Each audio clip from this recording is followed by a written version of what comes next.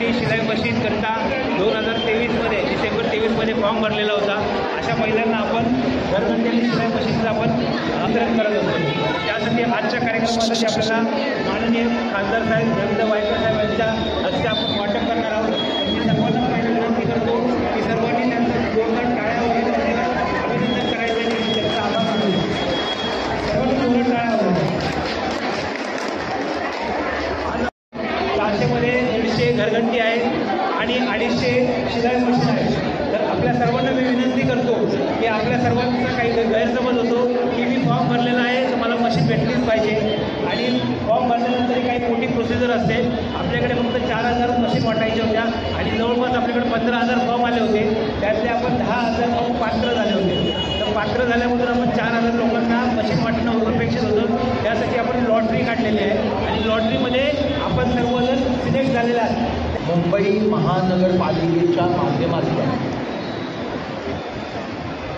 घरघंटी शिलाई मशीन याचं वाटप होणार आहे। त्यासाठी उपस्थित सर्व मान्यवर,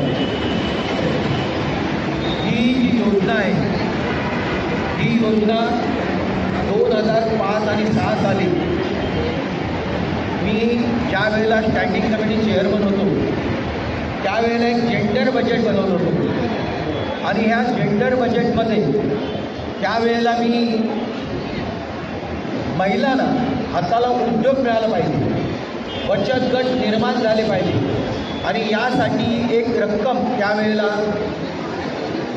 बजेटमध्ये वेगळं हेड खोलून मी सुरुवात केली होती।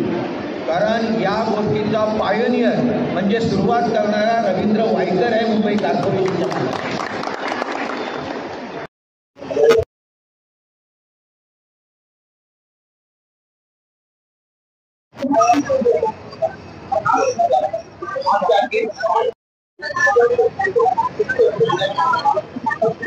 खरं म्हणजे ही सुरुवात मी 2005 आणि 2006 साली एक जेंडर बजेट केलं होतं आणि त्याच्यासाठी मी एक निधी ठेवला होता की महिलांच्या हाताला काम मिळावं, बचत गट काही असतील त्यांना काम मिळावं आणि ती सुरुवात मी तेव्हापासून केली। ती मुंबई महानगरपालिकेच्या माध्यमातून आतापर्यंत सुरुवात आहे। बाकीच्या वॉर्डना मी K west, P south, P north या ठिकाणी मी दिवाळीच्या अगोदर वाटून झालं। या वॉर्डची राहिली होती ती आज वाटतायत। याच्यामध्ये मसाला काढणं जे आहे त्याच्या माध्यमातून तो बचत गट ती व्यक्ती ही